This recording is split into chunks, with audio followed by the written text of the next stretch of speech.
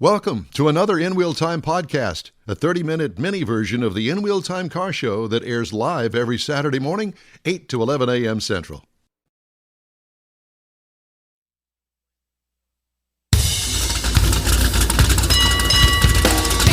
You know, it's amazing that we even get this show on the air. Welcome to the In Wheel Time Car Talk Show. Just ahead, Pikes Peak Hill Climb Head Cheese. Oh, boy. Richard Tomlin. Also, Jeff has this week's racing calendar, and Mr. Mars offers 5 cars under $15,000. And wait till you see this lineup. Howdy, along with Mike Out of This World Mars. We need more Jeff Zekin and IT Director of Engineering, David Ainsley. I'm Don Armstrong. Glad that you could join us today. Let's switch over now and see if we can talk to Richard Tomlin. Hello, and come in, Richard Tomlin. Good morning, gentlemen. Oh, my God, he's there, and we got him. I can hear him, I can see him, and it's truly amazing. First time for everything, right? First time for everything. Where are you? Colorado Springs. Where? Oh, boy. Colorado Springs, just outside of Pikes Peak. Yeah. I was there a couple of weeks ago, and I want you to know. Our guest was over in Estes Park, too, so lots of people up here right now. Yeah, I'm sure. Well, we saw them setting up because I actually went up Pikes Peak 2 weeks ago. What'd you think? I was scared to death. Did you take the Corvette? No, I did not take the Corvette. I had a Lexus RX450 H plus, lovely vehicle, but the problem wasn't with the vehicle or the weather or anything else other than me. I white-knuckled it up there, and especially on those switchbacks. I don't know how anybody could have their foot to the floor at any point going up Pikes Peak. I just don't get it. And will I ever go back again? No. You'll have to cart me up there in a hearse to get me back up there. So you saw the starting gate where we actually start the race. Yes. So then they were preparing everything. They were preparing everything while I was up there. The record from start to finish is 7 minutes and 57 seconds. Here, let me answer that with you. Oh, hell no.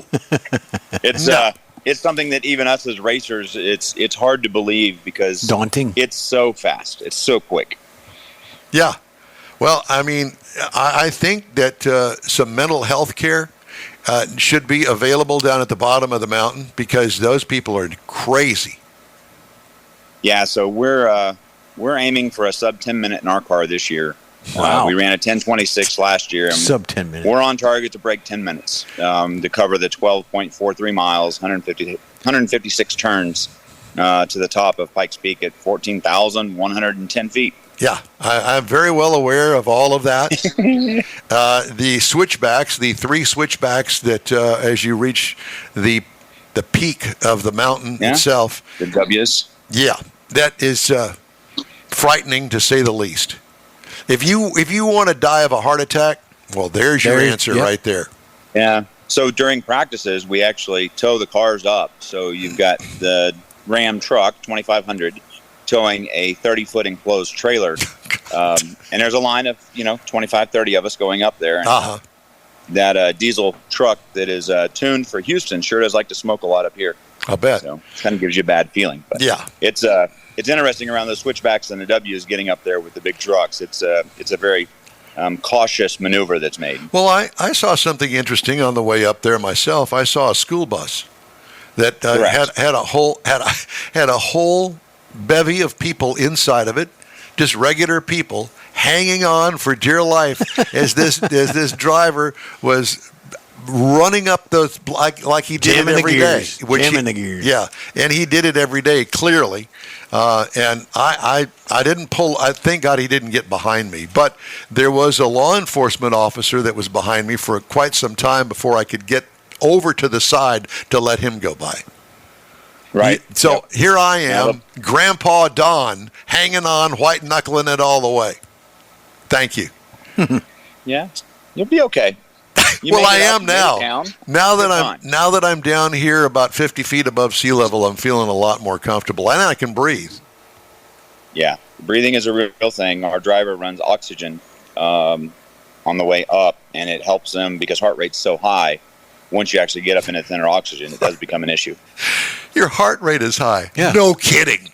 I'm about to die. And it's not because of the lack of oxygen up there. It's because of fright. I can tell you that. What's interesting is we tell people how high it is and how extreme this event is, but until you actually drive the road like you did, you don't realize how high and how extreme it is. And the fact that it's been going on for 102 years is even more impressive. Well, you know? and here's the other thing. That path up there from one point to the top was not always paved. It was basically a gravel road. And that in itself is like, you could slip off of this. No big deal. Yeah, it's a big deal. There are men running now that actually ran when it was all dirt and run now when it's all asphalt. And they feel that it was safer on dirt because they had more consistency knowing exactly what the car was not going to do than when you actually have the grip and the grip goes away and then you're just along for the ride. Okay. So this is interesting conversations with these men. To say the least.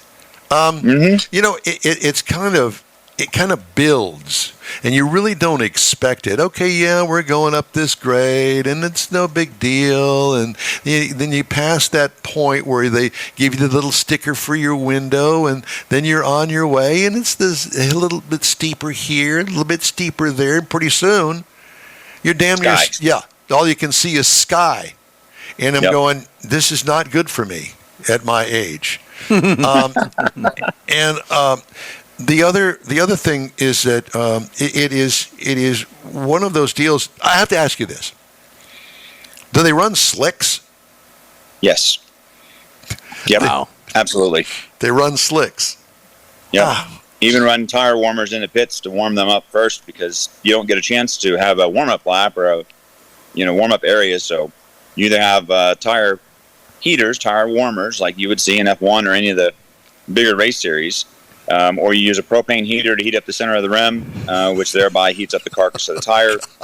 Or you do it old school and you just set them on a skate and keep them in the sunlight until you have to put them on the car. Why? And I get as much heat as you why can did into you them. raise your hand to do this? I always had a lot more faith in you that you were a sane person. I just all right. I won't even go into that. But here. So let's go into the sane part. Hop on and pull on Yuri. He's on hold in the group. Yuri is our driver that will be wheeling the car up. He's the one that qualified third in the open wheel class, and you can ask him about all that because he's the one that's truly the madman. I just built the machine. He's the one wheeling it up there. Yeah.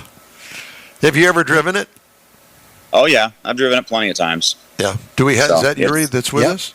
Wow. Yep. You should have Yuri right there. Yeah, I see him. Yuri, can you hear us? Can you see us? Yes, sir. Can see everybody. Can you guys hear me all right? Yep. Yeah. So what's it like inside the insane asylum?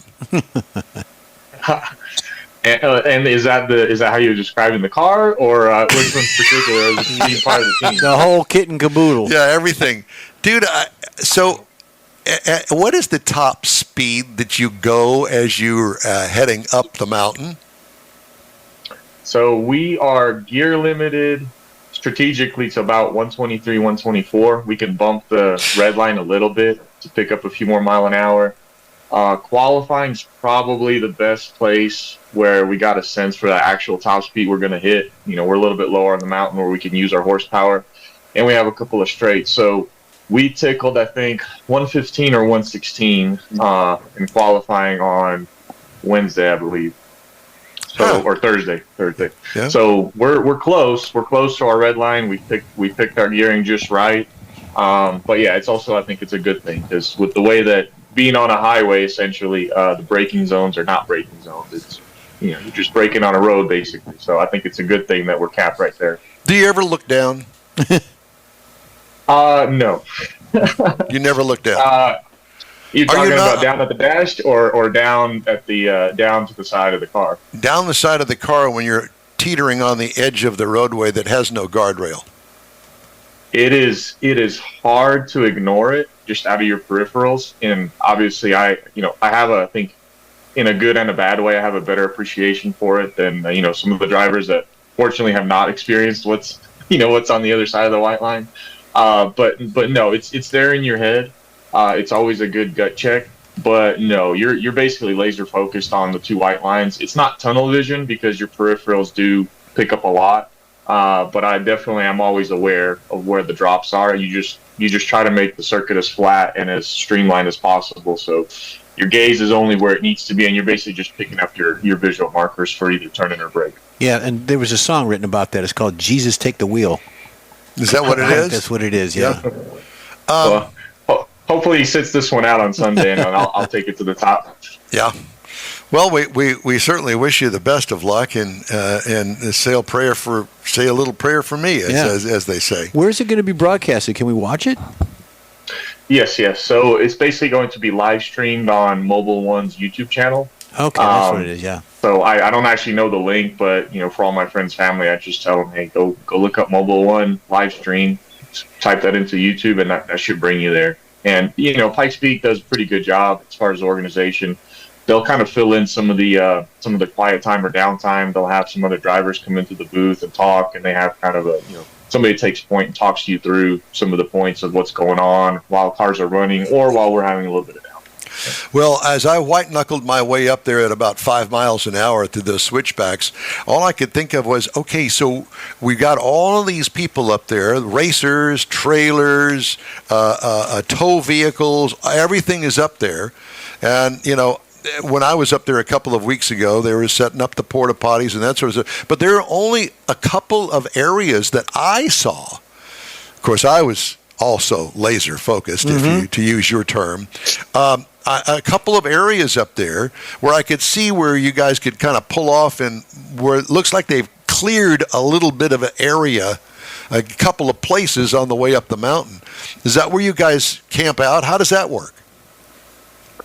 Yes. So for each practice section, essentially they strategically have staging lots. So Glen Cove's a natural place that's usually for downhill descent for visitors. That's a place where you can pull off and cool your brakes after coming down from the switchbacks. Yep.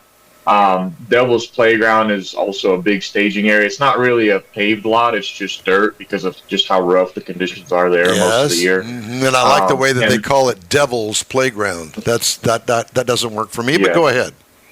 Yeah. So no, they have some good spots to pull off. Now, if you have a mechanical issue, just depending where you are on track on race day, that's where you have to get a little bit more creative. And some guys, unfortunately, they have downtime or they experience a failure somewhere in the W's and the switchbacks, and you have very little pull off room there. So and you're on a very steep incline, so you better hope your parking brake works and you can keep it in gear and whatnot. But essentially, it's the race has been running for over 100 years, so they figured it out now where everybody needs to stage and wait. And it used to be even crazier because when Lowe ran in 2013, you could actually see it was very much of a rally feel. You had spectators sitting there right in every apex, around every corner, basically a couple feet from the car. Maybe some people got within inches of cars, and so the committee decided to kind of push the fans back a little bit, so they're a little bit more clustered. Halfway picnic ground, ski area, the Cove. There's places where the fans are packed in and you get a good viewing. But do you ever worry about things like a broken axle in the switchbacks?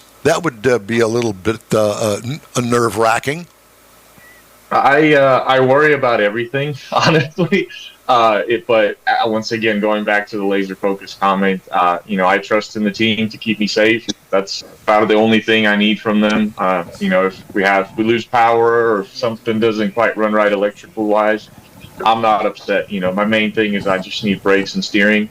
Everything else is on me. And yes, I definitely worry in the switchbacks and the W's. To me, that's the most dangerous spot where you have the biggest drop off. So it's in the back of my mind, but you have to curb that anxiety and that fear for sure in order to be able to even drive through there at speed. So, Richard, the U joints in these things about the size of a basketball, or how does that work? No, actually, they're a regular Ford 8.8-inch U joint, something you can actually walk into O'Reilly AutoZone and buy. Oh my God! Really? Absolutely. So, you don't use super heavy duty, for instance, U joints on. You refresh everything annually and you inspect frequently. Yeah. And what about the actual axle shafts themselves? Axle shafts, funny enough, are actually Miata axle shafts. That's what we run in that car. Yeah, how's that make you feel? No, it doesn't make me feel any better at all. Yeah. It's pretty amazing how some of this stuff actually works. And then again, it's just verify, trust but verify everything. So you don't worry about overpowering any of these components? We've tested them very extensively over the years. I mean, remember this car, we first campaigned it up here in 2016, and it's been to real Mexico a couple times. And I mean, we've gone through 4 or 5 sets of tires in the last probably 4 months at MSR. So testing down locally with better temperatures and better grip than what we have up here, we're very confident that we've engineered a piece that will survive. What is the current temperature up there on the mountain? Depends on where you're at altitude-wise. The other morning, when we pulled up to the top, it was 29 degrees when we got there. That was one of the days we did not get testing. Cloudy, windy, below freezing.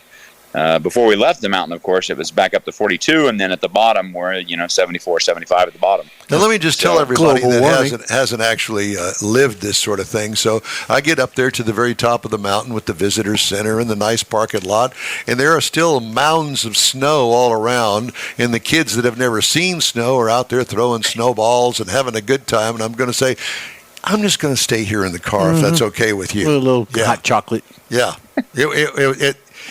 I don't think most people realize that you could be in your shirt sleeves at the bottom of the mountain. And the top of the mountain, you better have a jacket on a day like you're talking about. Yep. Yeah, it's bizarre the weather changes that you'll see. And we've had race days where at the bottom it is 80 degrees at the start of the race.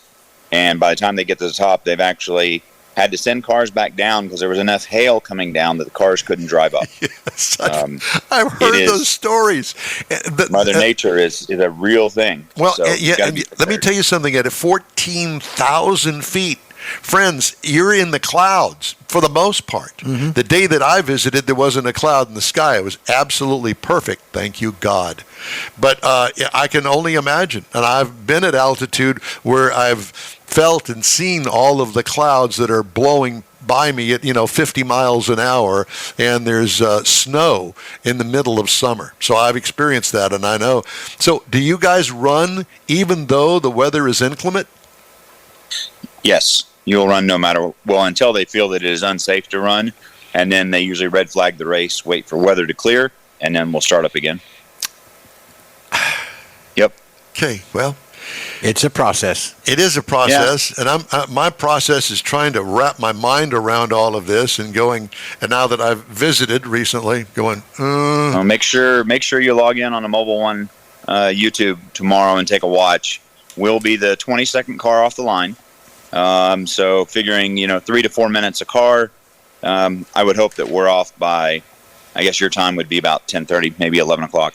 10:30, 11 o'clock, just in time for church to get out. In-wheel time needs a race team. We'll call it Scaredy Cat Racing. Scaredy Cat. Don Armstrong white-knuckling it all the way there.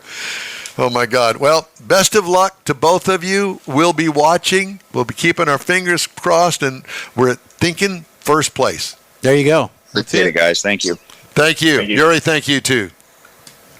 Right. God. Scaredy Cat Racing. White knuckle racing. Yeah, something. Yep. The In-Wheel Time Car Talk Show is available 24/7 through the iHeartRadio app.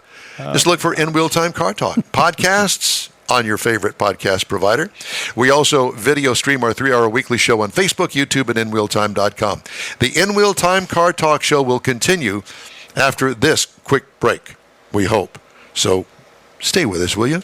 Pro-Am Auto Accessories has been serving Houston's auto enthusiasts since 1984, providing world-class products for sports cars, European sedans, and American muscle. Pro-Am is known as the place to go to find exclusive and hard-to-find parts and accessories. Pro-Am is one of the very first distributors in the USA for brands such as Recaro, Redline, Momo, Corbo, and Simpson. Located in the heart of Houston's premier retail and service corridor, the Galleria area, Pro-Am's walk-in storefront includes an 8,000-square-foot warehouse, showroom, and installation bays. Pro-Am not only sells parts and accessories, but also offers installation and service. Pro-Am is now reaching a worldwide audience through Pro-Am.com, taking its local reputation to the rest of the world. At Pro-Am Auto, you'll be dealing with a small group of professionals who truly want to help you with your automotive needs. If you don't see what you're looking for on the website, call and Pro-Am will lend you a hand. Pro-Am Auto, 6125 Richmond at Green Ridge and Houston's Galleria area. Call them at 713-781-7755. Want to feel good about something special you did for someone special? In Wheel Time and the original Lupi Tortilla group of Tex-Mex restaurants have joined together to help a very worthy cause, God's Garage, a Christian-based 501c3 charity. We know there are lots of places and organizations out there where you can donate a car, truck, or SUV. But we're asking you, our car enthusiast family, to consider donating to God's Garage. Visit godsgarage.org and learn about its mission, the women that have been helped, how each one is screened, and about their Restore You program. A car donation is an easy way to make a difference in the lives of others. God's Garage needs good operating vehicles, but will take all types in working and non-working condition. Make your heart and soul feel good by donating your gently used vehicle and help support single mothers, widows, and wives of deployed military at godsgarage.org.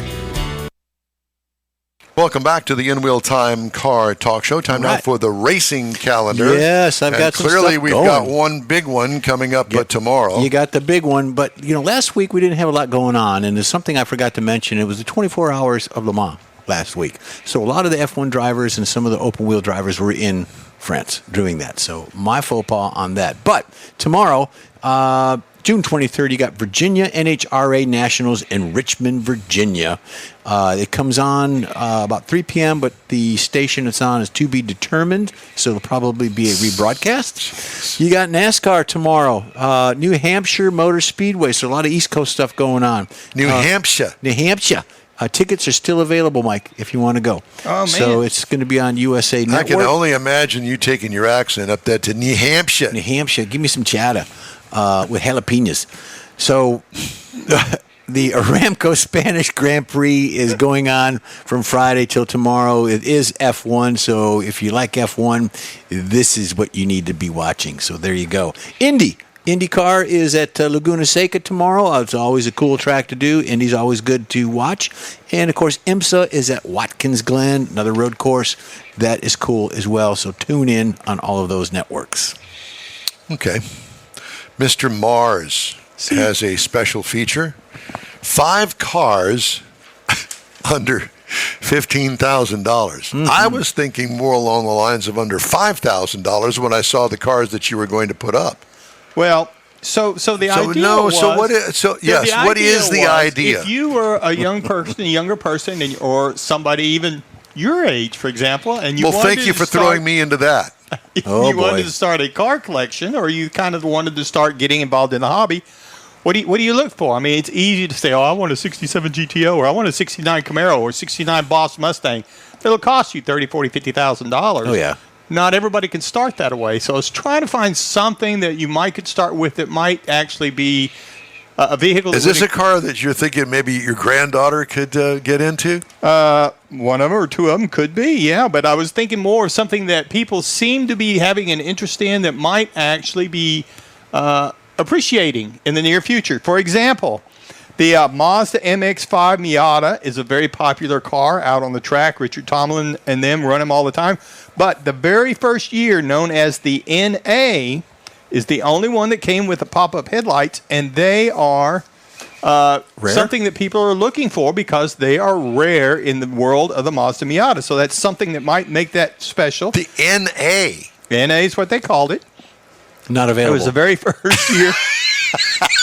So it's got the pop-up headlights. You can have 1.6 or 1.0-liter engine, 5-speed, or an automatic. So it depends on what it is, but it could be something that in the future would appreciate just because there's not a lot of them around. Another one that is a very similar thing is a Toyota MR2, particularly the AW. MR not. Oh, yes, MR. MR2. Yes, MR2.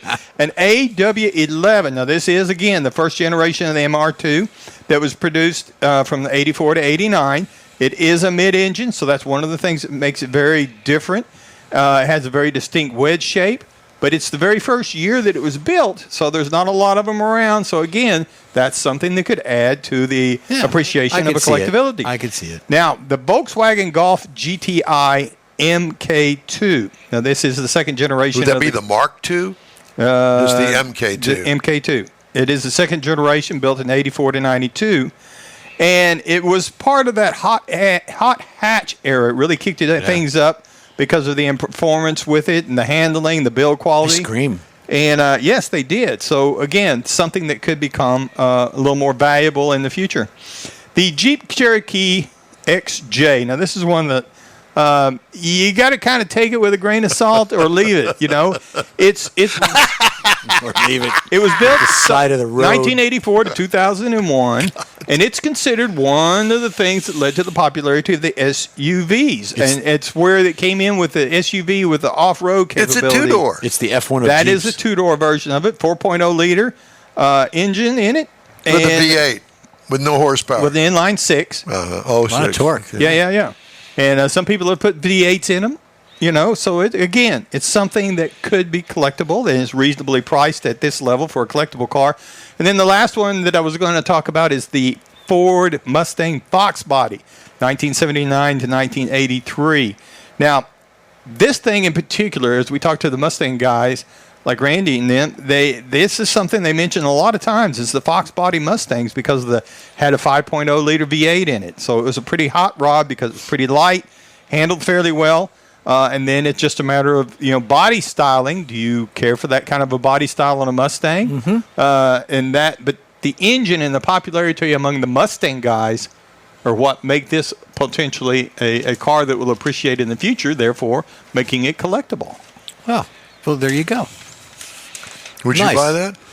The Mustang, they all have a little bit of a tickle in my fancy, so I don't know. They'd have to grow on me. They would. So Jeff, we're going to give you one of those cars. I'll take the Fox Body. Yeah. Okay, and then after the Fox Body, the GTI, the little Screamer. yeah. And But then the problem, Miata would be in there. The problem is third. with that era that those cars probably have 300,000 miles on them now. But you've got parts. You can get parts, and you can upgrade, and you can add on, and you can restore hot reasonably rod. well, or a hot rod. The Mustangs in particular, that Fox Body, there's just tons of them out there. I mean, my aunt had one that was a convertible. It wasn't a hot rod. Aunt who? My aunt that lives here in Katy. Aunt who? Danita. Aunt Danita. Yeah. So she had a convertible. That was Aunt B. And Wasn't Aunt B? Aunt D. Aunt B. But it was a real nice driving little car. It was a little car. To me, it had no relationship to the earlier Mustangs of the 60s and 70s that we grew up with. But it was a neat little car, and there was tons of them around at the time, and there still are. Yeah.